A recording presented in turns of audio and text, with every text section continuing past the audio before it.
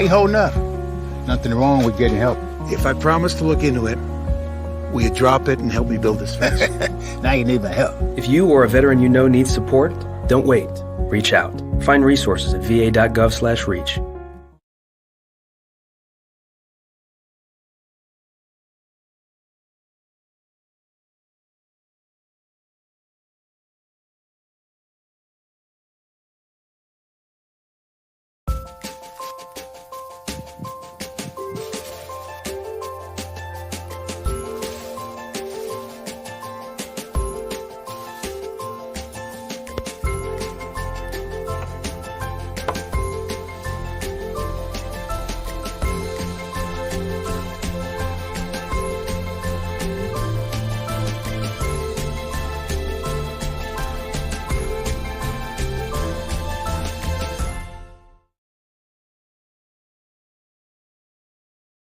There is a road laid out for me. First night here, but Amy seems cool.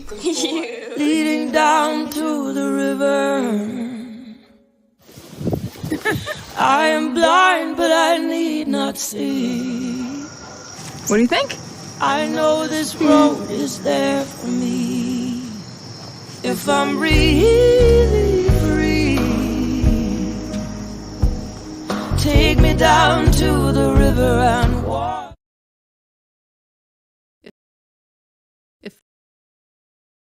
If I could be you, and you could be me for just 1 hour. Walk a mile in my shoes. Walk a mile in my shoes.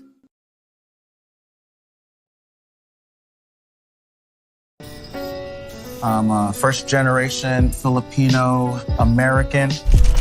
You don't always feel you're a part of the country you live in. It's this weird middle space sometimes that you have to live inside of. But when you meet others that are also living in that space, you'll learn to know that it's its own unique space too.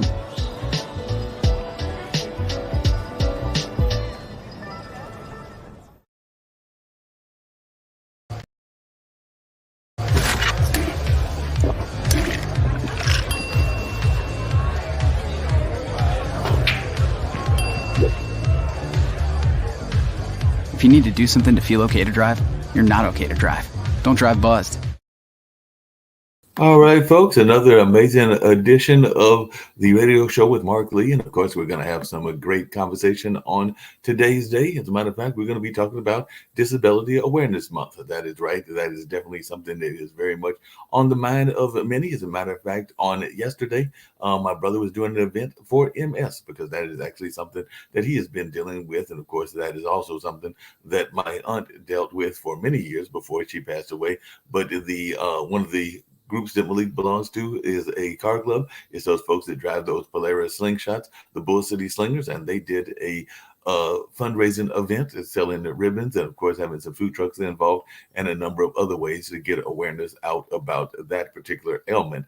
And that was taking place in the Durham area at a former mall location that will be converted at some point or another and will probably be turned into like a mixed use development or something in that space. But the food truck rodeos were there, as were some other clubs that were helping folks raise awareness about MS because it is MS Awareness Month also. But March is definitely Disability Awareness Month. And of course, that means that it is time for a lot of people to be paying attention to how folks are doing in that space. So I'm very privileged to have with me on today's show, Xylo Marshall, and he's going to share a little bit about what he went through because he definitely went through a TBI. As a matter of fact, we have a show on this network that airs on Saturday called TBI Uncovered, which is somebody that suffered one of those injuries. And actually, I think hers was as the result of violence and all in that space. But Erica Renee does a show that focuses on that on Saturdays. And definitely she has interviewed a number of people that have gone through various kind of dealings with traumatic brain injury. Don't know that she's ever interviewed Xylo. I'll have to find out from both her and him, but I'll find out from him at this particular time. And if not, maybe we can make that an arrangement at some point or another. Because like I said, that show does run on Saturdays. And of course, she went through her own experiences as well. And it looks like Xylo suffered his incident when he was a young child at only the age of 11, but he is definitely doing a lot of great work and all in that space. Has a successful real estate business, from what I understand, and a successful other things going on in his life as well. But Xylo, glad that you were able to come here and share some of the things that you have gone through, including living on your own since being a teenager, and like I said, even becoming a realtor and all in that space. So definitely for those that are not that familiar with what TBI is all about, like I said, I know it's traumatic brain injury. If you can just share a little bit about what happened on that fateful night. I know that it had to be a very traumatic incident and all in that space, and you were at such a young age, 11 years old, and all of that. As a matter of fact, I was just watching on yesterday a series, and it was actually a series of young kids that were talking about how what they went through impacted them, and that was when they were kidnapped and buried alive, and that was over there, I want to say in California as well, or it might have been Texas, but that was something that one of the local networks was covering, and they were just talking to the survivors, and I think that 2 of the kidnappers have been out on parole, and one of them still remains in the prison, from my understanding of that particular news story that I was watching. But it was just amazing that they were going out on a regular trip and all in that space, and were then kidnapped and buried alive, and eventually they did catch up with the people that committed that crime. Fortunately, as best I could tell, all of the kids survived, but had various kinds of reactions to that trauma that they went through back in, I want to say that was the mid to late 70s, and all in that space. But definitely, I'd love to hear more about your story, and of course, even some of your thoughts around disabilities as well. Yes, good morning, good afternoon. My accident happened when I was 11 months old, not 11 years old.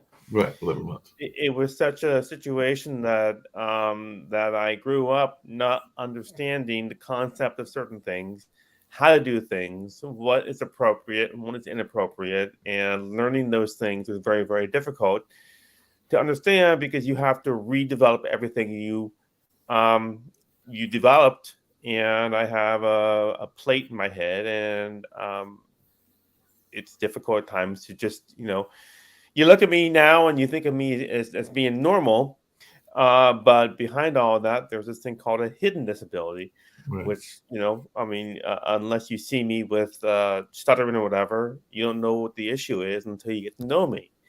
Right. And that's one of the biggest issues. People have to have patience and understand why someone is saying something, no harm intended, just saying it because that's all they know how to say it. So it's a concept issue. Yeah, that makes a lot of sense. And like you said, a lot of times people don't understand that until they get into conversations and all in that kind of space. Because, there is a element known as dyslexia. A lot of people think of that as people that are writing in opposite directions and all in that kind of space. But there is a variation of that called dysgraphia. And I actually was diagnosed with that as a older adult. I want to say I was maybe in my 30s or 40s, and had gone to some job at Goodwill. And of course, as part of the Goodwill job, there was Goodwill training. So they definitely had us go to do some different kind of counseling and different kinds of testing and all in that space. And that is when they discovered the dysgraphia. I knew that I was never much of a driver and all in that space. And I've only had one car in my life, and knew that I, even to this day, get around mostly by mass transit. And as my mom would say, well, if I want to find a place to get to it, I'll find a way to get there and everything. But there was not a notion of dysgraphia as I went through all of my college years and all of my high school years, and definitely in that space until the adult years. So I oftentimes feel that there are a lot of people like myself and like you that are not always known that they are going through whatever they are going through in that space. So I just wondered, is that something that you feel that schools need to do a better job of addressing, and a better job of making people aware of those situations and all in that space? And I have a follow-up question after I hear your answer. Yeah, the example here is, with the school, they asked me, my child goes to the bathroom in his diaper, and they change him. Right. and they asked me for bags. And I'm thinking bags for the school. You think, bags to be able to, put their, all their stuff in the garbage and all of that. And my concept is thinking getting bags for everybody when you have to get bags for your kid. So people say, can you bring something? And you got to realize it's for your child, not for all children. So it's little things like that that I had to realize that they asked me, of course, I give them diapers. They asked me specifically, can you bring bags? They never say, can you bring bags for your kid? Right. So those little concepts, when someone talks to you, they may think you're acting, strange or unusual or weird or whatever, not realizing it's not that it's got to do with an injury to your brain. And, and it's very, very difficult. Once people know you, they know who you are. And if you do things in a genuine sense, then they should be behind you. Me growing up, I was the only realtor in the country that listed and sold properties without a car. I've never driven a car in my life. Yeah. Okay, because I have seizures and visual impairment.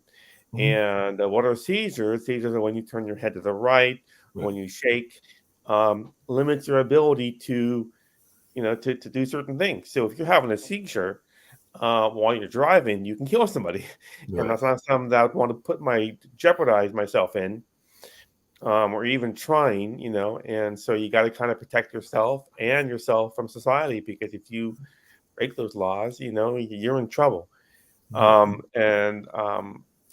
Seizures are something I've dealt with since 7 years old because of my brain injury.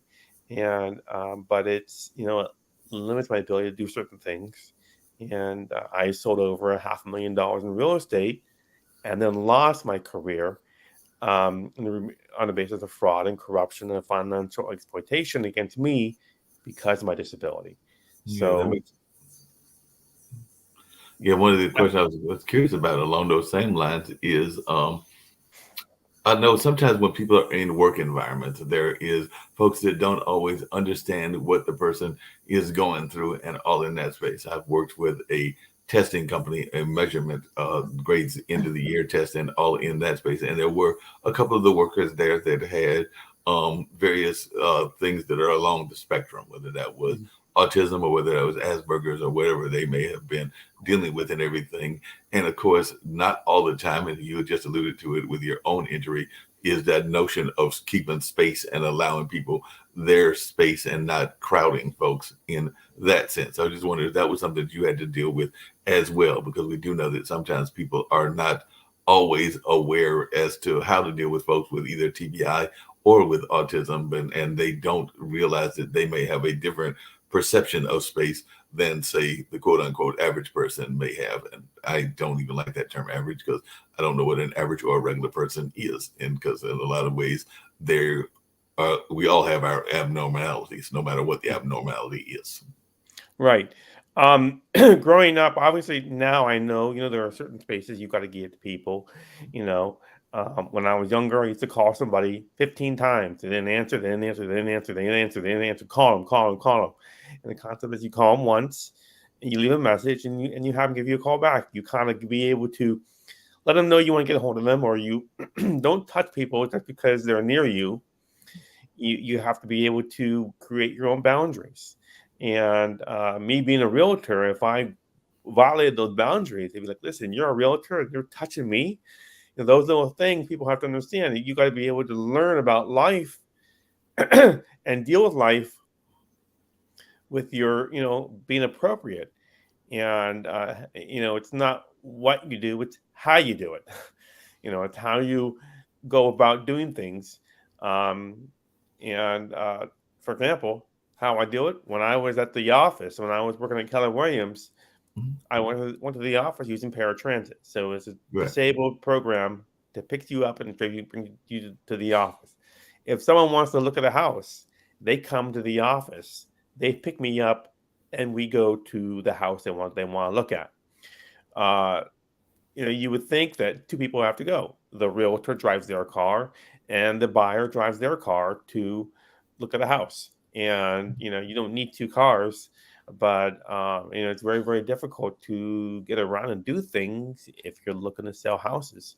But if they want to come to your office and they pick you up, they know what your situation is, you're here to help them buy a house, then they got no problem doing that. And I sold over $500,000 in real estate doing that. And then that was from 2005, 2010.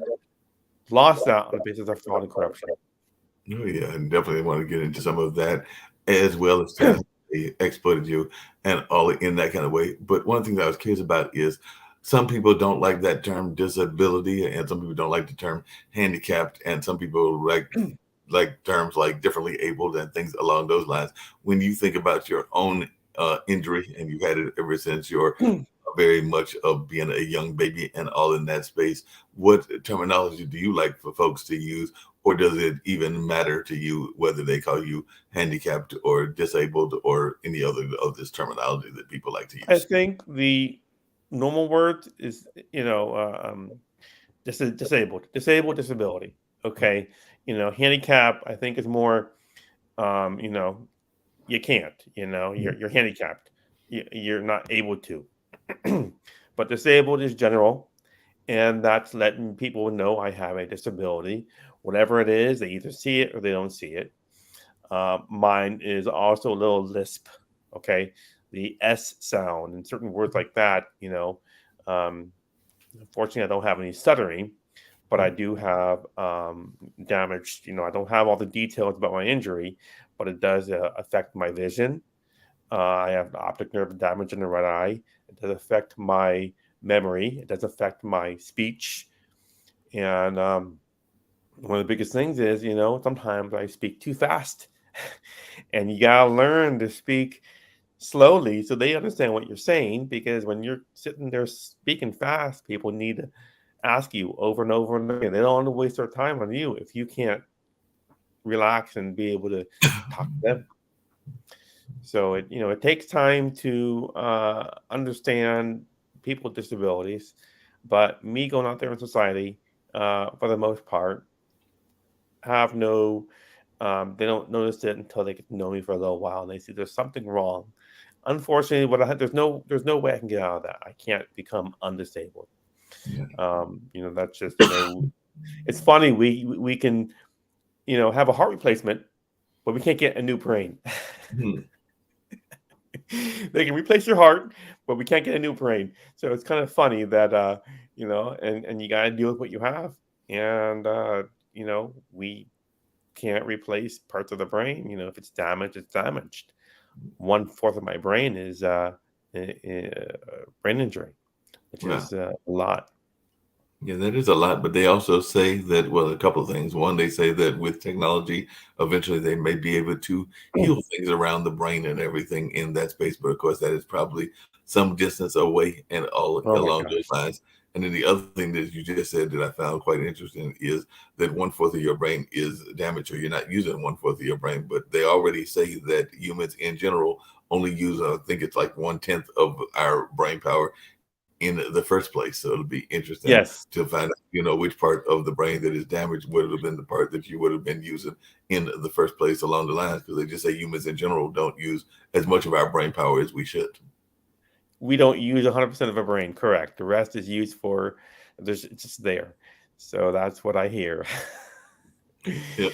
So fortunately, my injury only affects a portion of the 10%, not a portion of the the 100%. That makes a lot of sense. Yeah.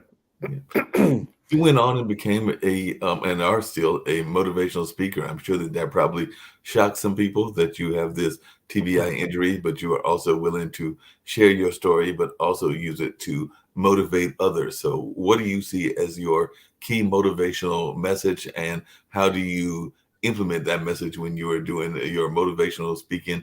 And are you surprised, or are the audience surprised sometimes some of the things that you went through in your life and that you have chosen to also be a motivational speaker? Yeah, I've done motivational speaking at charter schools. Troubled kids that are on their way out to crime and doing bad things. And if I can save one person from going to prison by going over and saying, listen, you're here, you've done a lot of bad things, you're in a charter school. If you don't go out there and work hard now, you can't undo what you did by robbing someone's house. It's going to follow you till the day you die. You have to be able to become good. You may have some bad points, but don't affect other people by doing bad things that benefit you. So, and that was over 10 years ago. I've been doing almost nothing for 10 years because with my disability, it's very difficult to get back to where I was.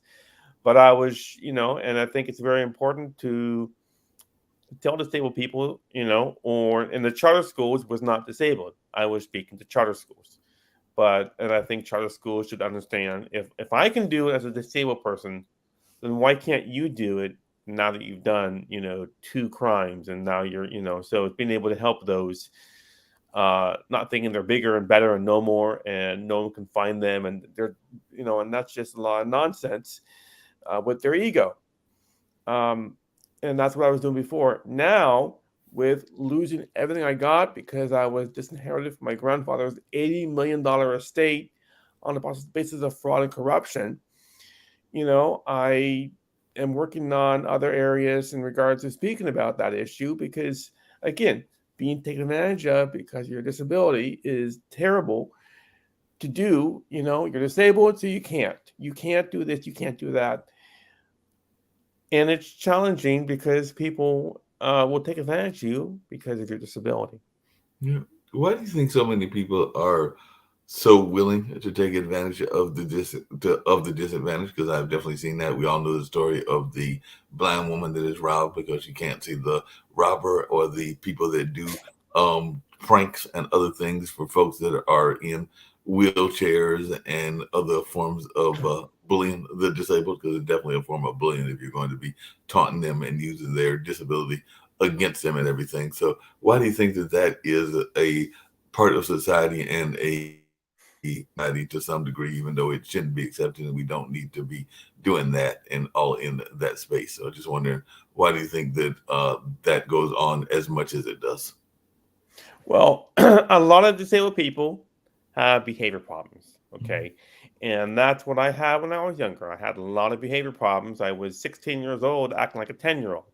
Okay. Got no reason to deny that. You kind of learn. But in society, as a grown adult, you should be at the same standard as somebody else. Okay. You and I are the same, and they're like myself. I'm inferior in certain areas, but I shouldn't be treated as inferior. Maybe given a little help, to do certain things. But to take advantage of me, is what people want to do because they think, well, listen, I'm not going to waste my time on you.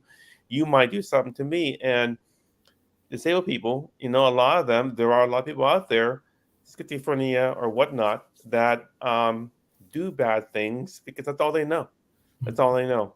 And, when you think one person's this way, they're all that way. And it's not true.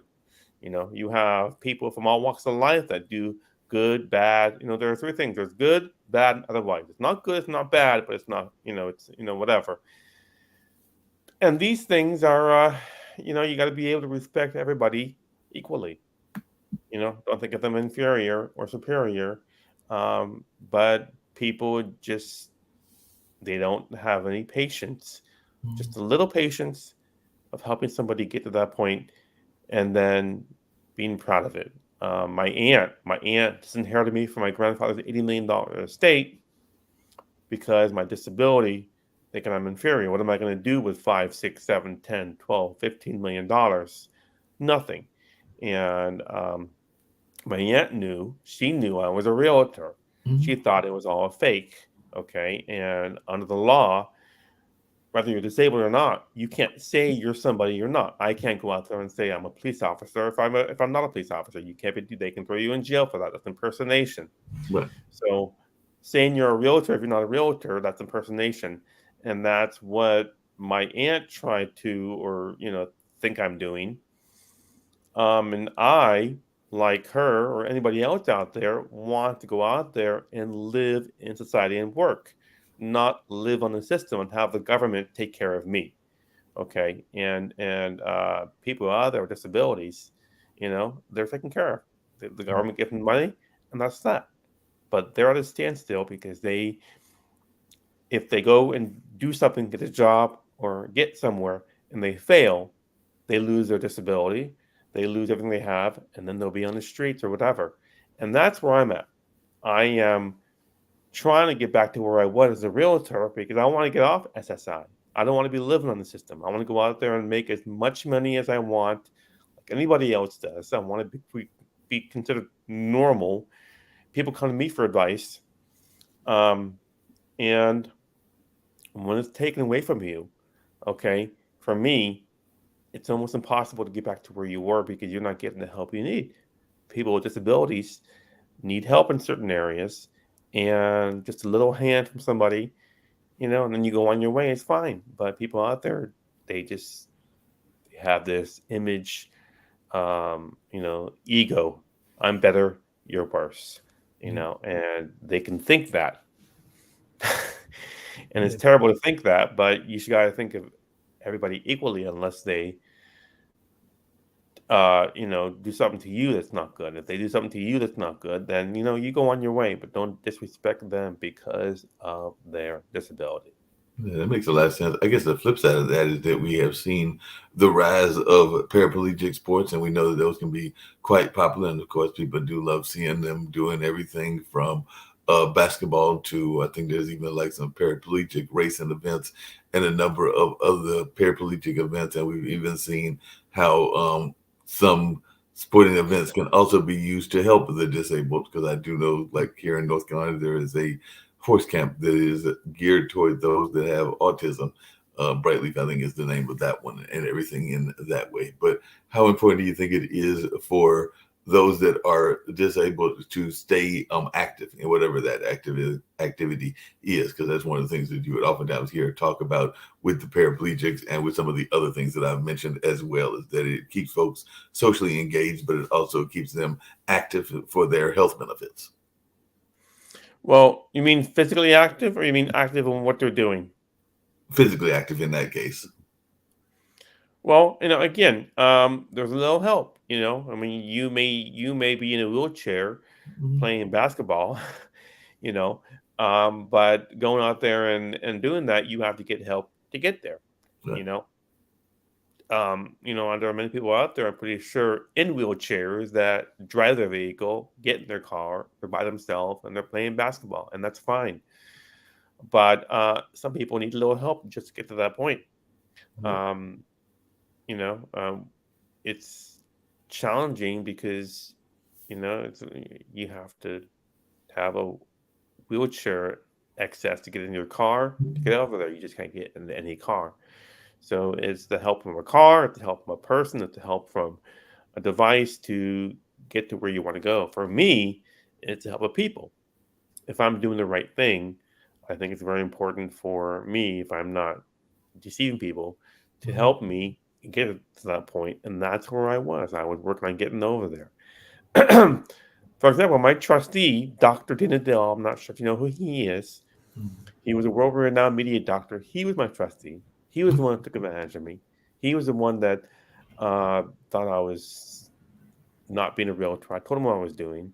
And because he's a doctor, because he's known worldwide, he's superior, he's bigger and better, and I'm inferior. And that's what got me back to where I was. And it's challenging to get to that point because he took advantage of me because of my disability. Definitely. Just to backing up on the accident when you were a baby and everything, were both of your parents killed in that accident, or did they survive?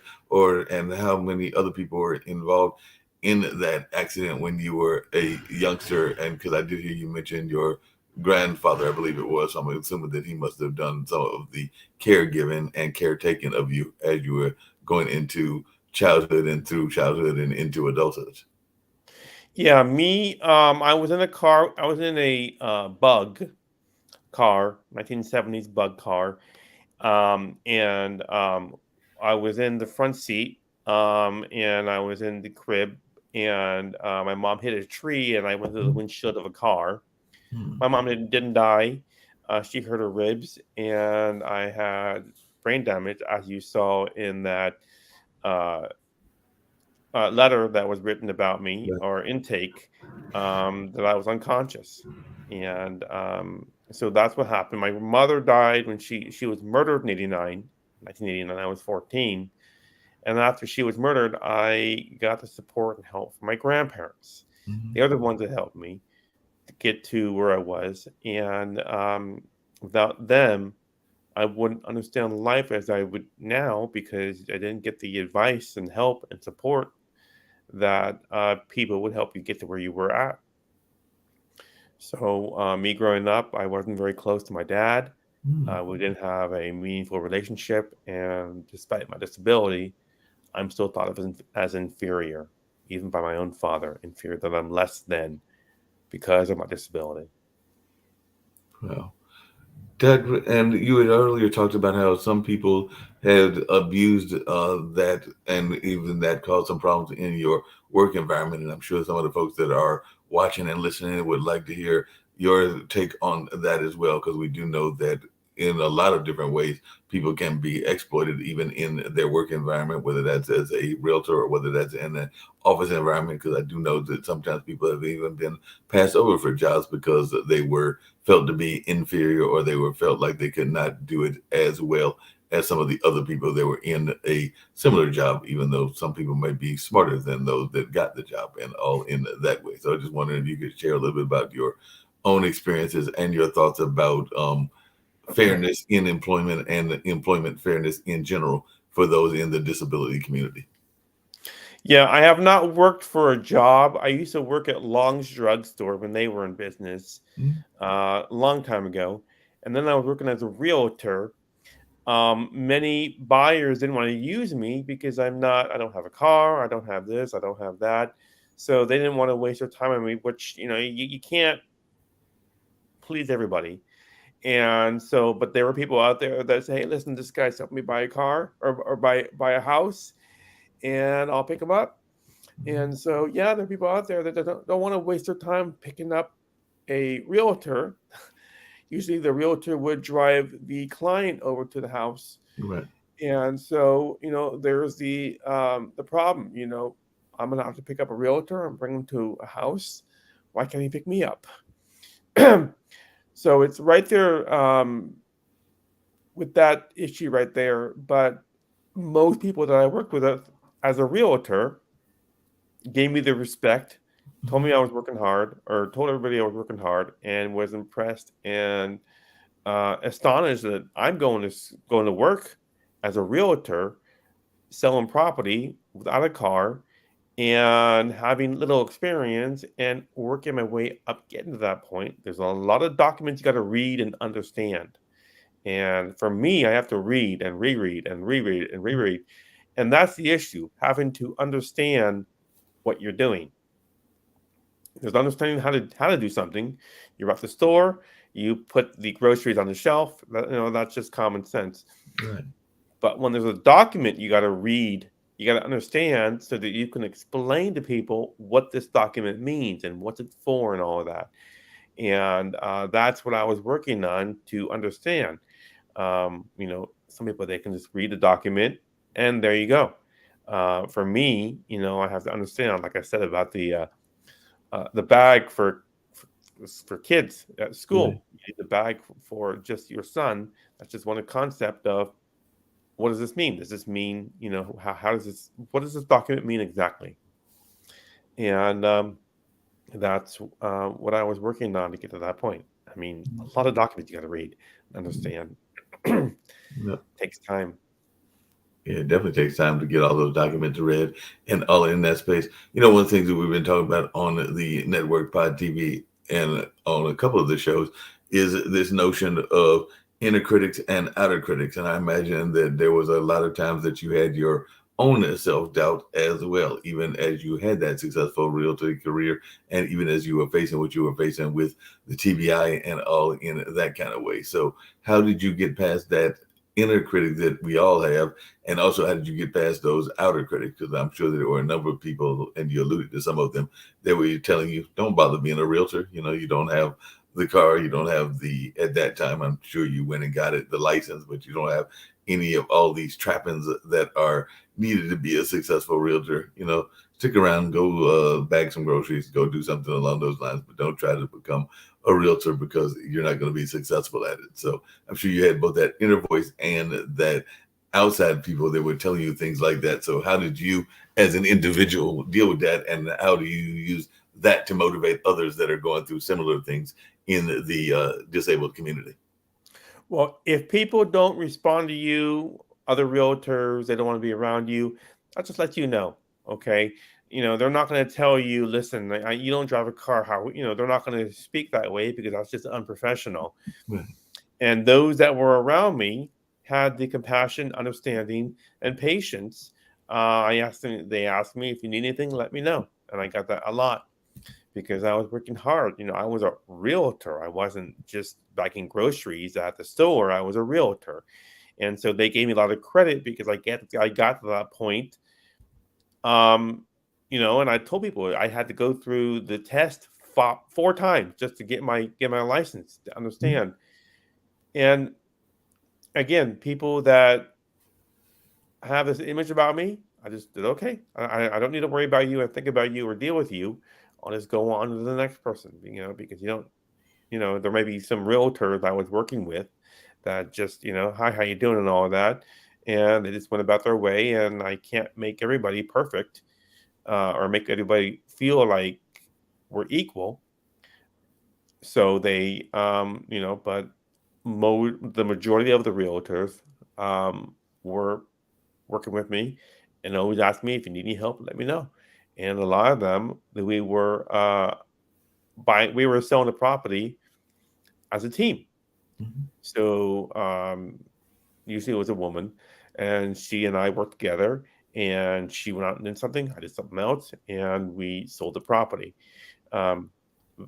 So we did it in that way, and there were, again, only 4 properties I sold, 5 properties I sold by myself without anybody. And it took me several years to just do that by itself, whereas somebody else, it would take them a much shorter time. You read it, you understand it, you get a little help, and then you're on your way.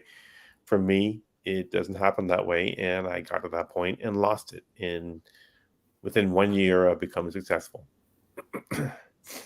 Yeah, that's a great thing that you became successful in that kind of space and all along those lines. Do you think that our school system is doing a good enough job of dealing with folks with different abilities and disabilities in general, whether they are seen or unseen disabilities, or is that something that you would like to see be done better in the sense of maybe having the better access with the school system, just education in general?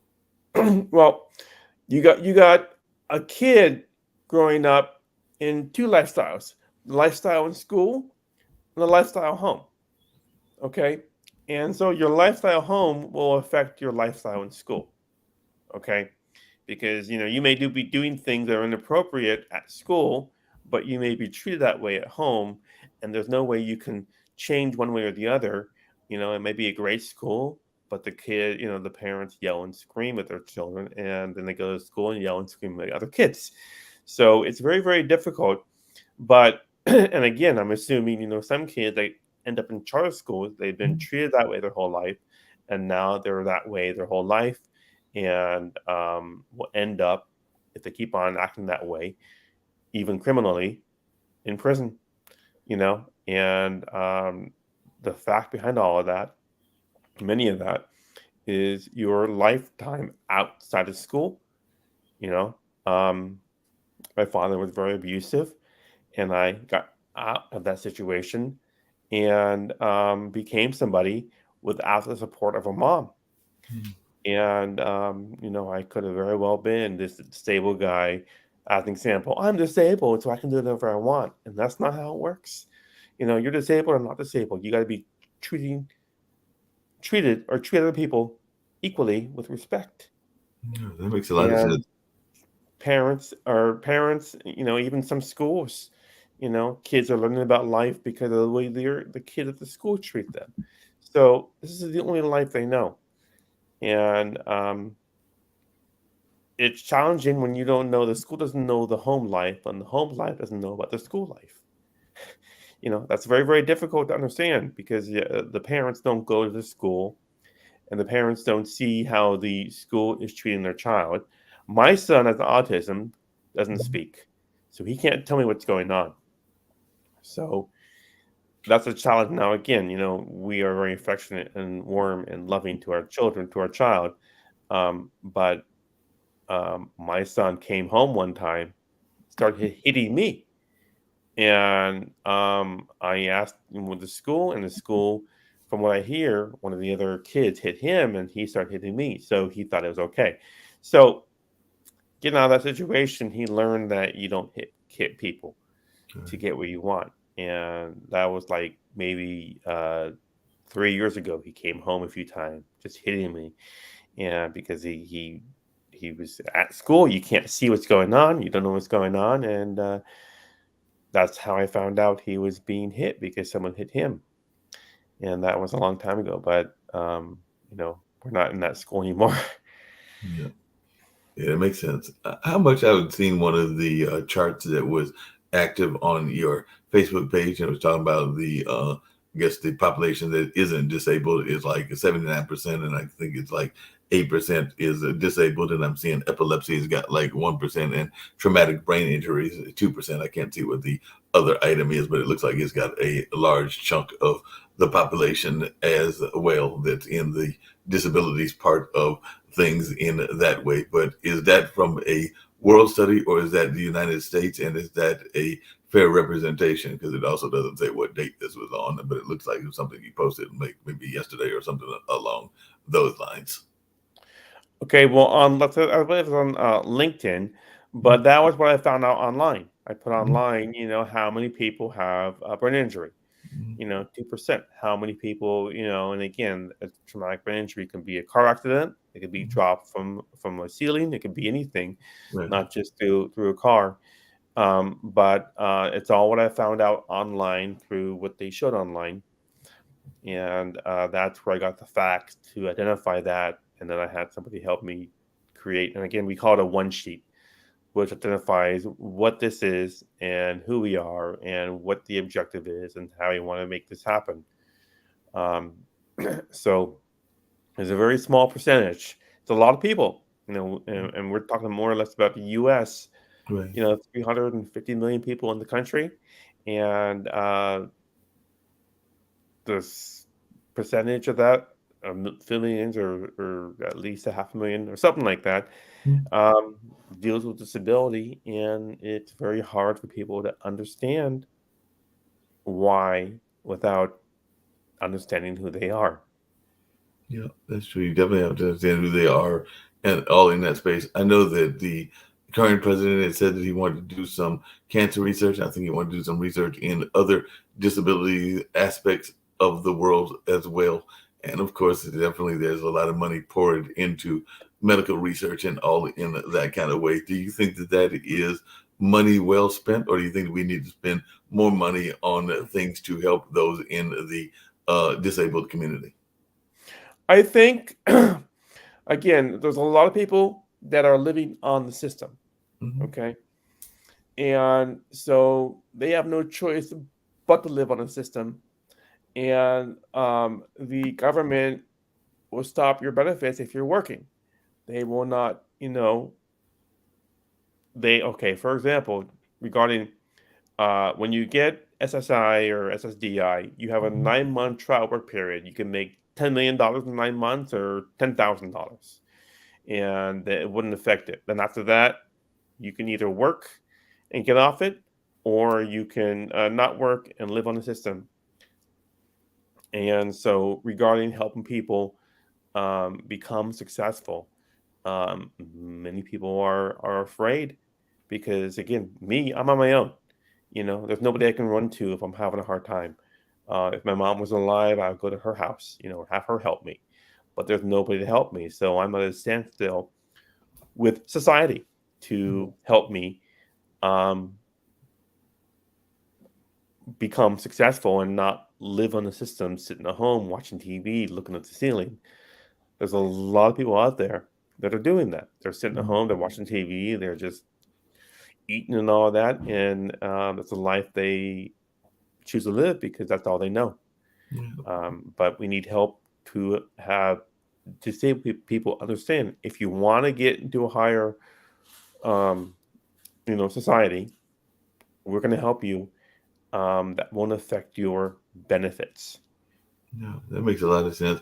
The other thing that I had noticed in looking at some of the social media outlets and all in that space is that sometimes when people get into the disabled community, they get very much out of their social game and things along those lines. So they don't necessarily try to pursue any social outlets, be that friendship or relationship. But I did see that you are involved because you do mention a couple of times on your social media about a young lady that you are involved with, a girlfriend, and all in that space. So how much of that disability conversation did you have to have with her when you were getting involved with her? Because I know that when I was dating a young lady, and this was years ago, and I'm still 60 and in that single space, but she had seizures. I can't remember whether she was one of those, I think it was diabetic or something along those lines. And she had the severe kind that you would have to give sugar shots and all in that space. So at the time that we were dating, she actually showed me how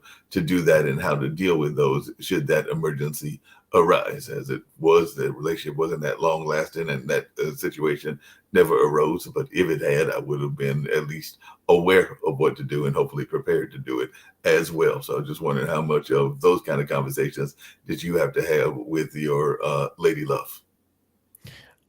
We don't speak that much about it.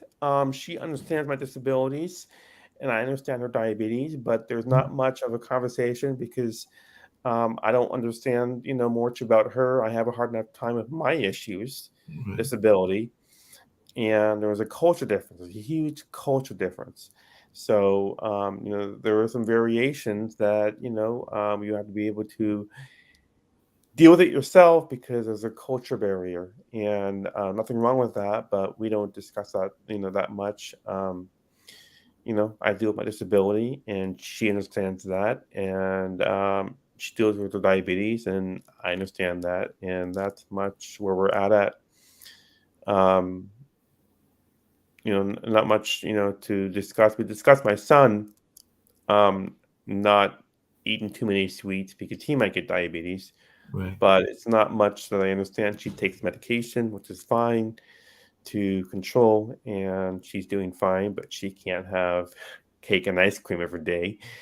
That would be, life-threatening. Right. So it's a new concept to me as well to understand that you got to be careful what you eat, and you got to take medications to control your sugar level, your blood level. Yeah, you definitely have to control those things, and that's definitely something that people pay attention to, and sometimes they don't pay enough attention to in that regards.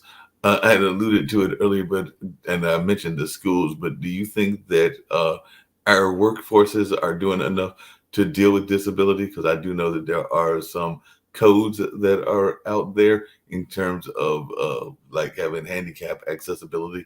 If you're going to have a building of a certain size or height and all in that space. And I definitely get around by mass transit. So I do know that there is, of course, the front seat areas that are usually designated for those that are in wheelchairs or have other forms of mobility issues and all in that kind of way. But that's just two examples that automatically came to mind. But even some of the buildings don't always meet code, and definitely some of the codes don't even address the disabilities that are unseen and not as easily spotted. So I was just wondering, as one that has gone through different things, do you think that we as a society are doing enough to make sure that our workforces are addressing those that are working and have disabilities?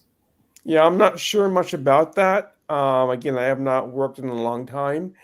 So the outside world, I see parking. A lot of times it's very, very difficult to get up the ramp because the ramp is not right there in front. There should be guidelines, in most situations. There is a, wheelchair ramp and so on and so forth. But, some older buildings or some, older buildings, they don't have it up to standard. But I'm not too familiar with that area. at all. Um, it's just there's a lot that people don't understand and they have no patience, and they don't want to help somebody get to That's that fair. point. Yeah, that's fair enough. What do you think is the biggest misconception people have about folks with TBI specifically and disability in general? So, what are some of the misconceptions that you think that people have that when you do your motivational speaking or when you're just talking to the common person over there in California, you try to get them away from those misconceptions? You can't. And that's it. People are not going to go to you for advice because you are disabled. If they see you are, a scientist, and just because you're disabled doesn't mean you don't understand what you learned about scientists. There are some people out there there was a doctor that was a famous doctor, a scientist. I don't have his name here in front of me, but he was a world-renowned doctor.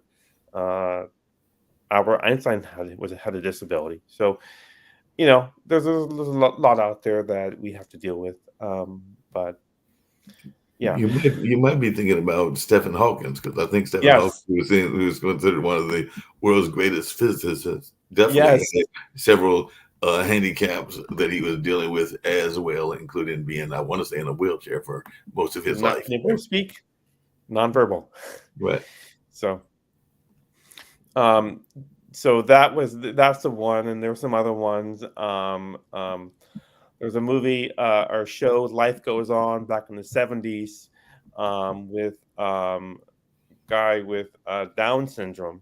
Again, I don't have the name here in front of me again, but again, it's those that are out there trying to make it out there with the support of family, and I did it without the support of family, and then it was taken away from me. I did it without the support of family, and those that knew me didn't really know any of that because they thought I was working with them, which I was, and I am doing normal things. And so until they got to know me, they wouldn't know much about my background as a realtor. Yeah, no, definitely not. One of the other terms that I know you use quite a bit, and you actually talk about it quite a bit as well, and is a very popular term, and all along those lines is resilience. And you were definitely an example of somebody that is very resilient. But what advice do you give to others that are thinking about ways to be resilient and to make positive change? Because I know that you are also about positive change and about self-love and self-respect. So what are some of the ways that you try to encourage other people to have that kind of positive thought in their own lives? Well, resilience means, when you hear no from one situation, you got to try it from another situation. When you hear no from one person, it doesn't mean that there's nobody else out there you can ask. It just means that this person you can't work with, and there's always somebody else. I mean, with 8 billion people, there's always somebody else you can go to for advice on something, and it's being able to find the right people to go to get that advice from. Now, to let you know, I have to get off here in about 3 minutes. I have another meeting I have to go to. We're getting ready to wind down, and I definitely appreciate the conversation and everything. Well, there's a couple of quick questions. I'll try to make them as quick as possible. But one thing that I was curious about is you do talk about the coward inner self and the giant within. So if you can give us maybe a short synopsis of what that is. And then I've got 2 quick questions that I know have very quick answers that I get everybody to do. So we should be able to knock that out in about 3 minutes. So coward within, you're talking about? Right. Okay. Don't give up. Never give up. You got people out there that live with depression and just, loss of, and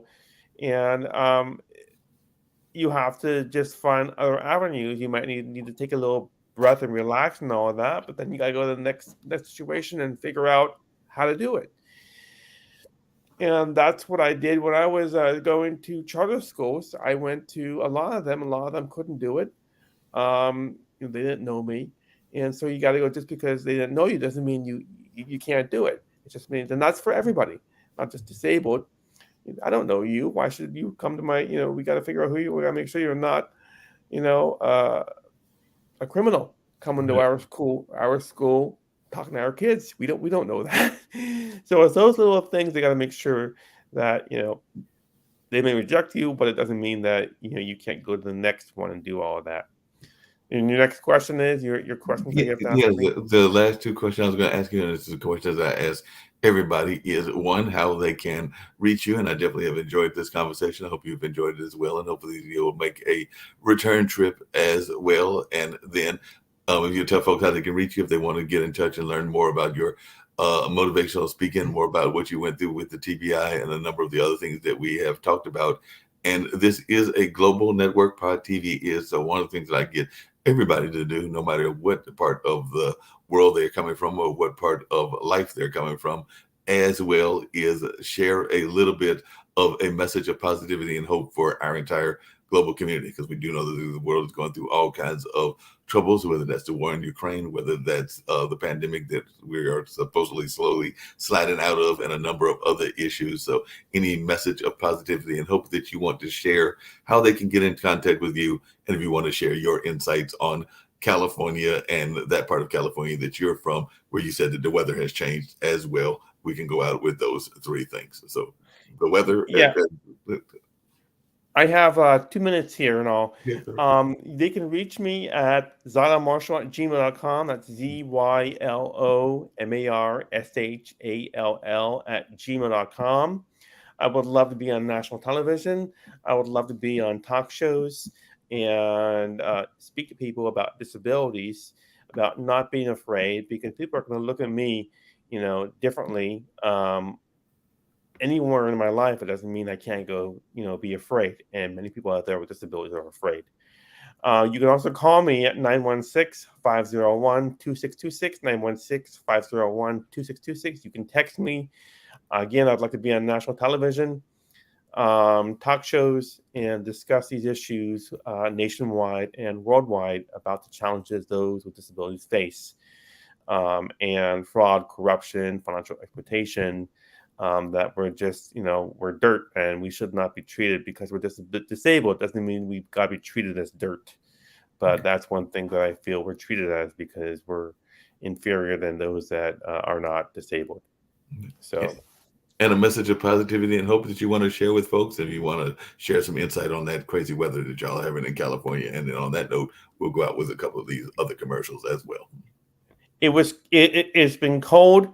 It's spring now. Okay. It's spring now. The last since December to March, first time in a long time, very, very cold, very windy, a lot of rain. And the wind was just so dangerous that people didn't want to get out because things were flying through the air. We don't want a chair to fly through the air on the road while you're driving. So it was that state of situation that I have never dealt with before, but it was so windy that it was scary to even leave on a weekday because of the dangers, and people have to go out there and work. How are they going to do it? They got to deal with the dangers of, the wind and all of that. So I have to go here. I do appreciate your time. No, I appreciate you too. I didn't know if you had a message of positivity and hope to give people, and you can do that in 30 seconds. And then I'll play this food commercial to get us totally out of here if you have a message of positivity and hope. Never give up. Never give up. You got to do the best you can, and don't be afraid, because you can't rewind your life to last week, last month, last year. You got to keep on going to the next situation in your life.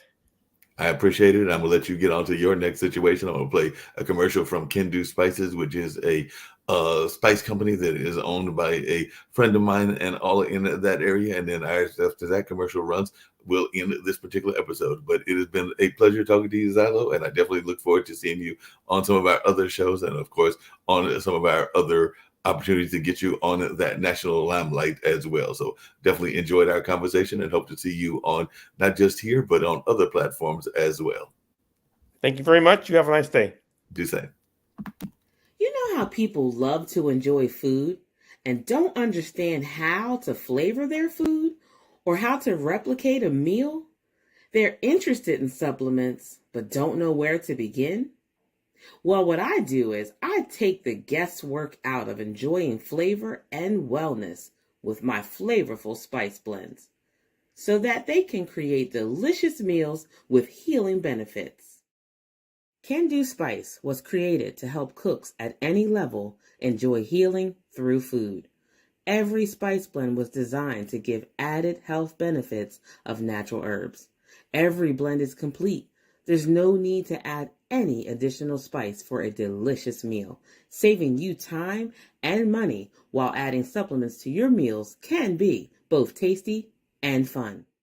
My earliest memories in the kitchen began with my father, Kenny Can Do Bond, so it was fitting that I would name this line after him. I have always looked to natural remedies to supplement the body, and I found myself hiding herbs and minerals in foods for my family. That's when it hit me. Everyone needs Can Do Spice. Everyone should be having this. It's an exclusive brand for cooks at any level who want to create flavorful dishes with healing benefits that can satisfy the body and soul. Add a little spice to your life. Give Can Do Spice a try.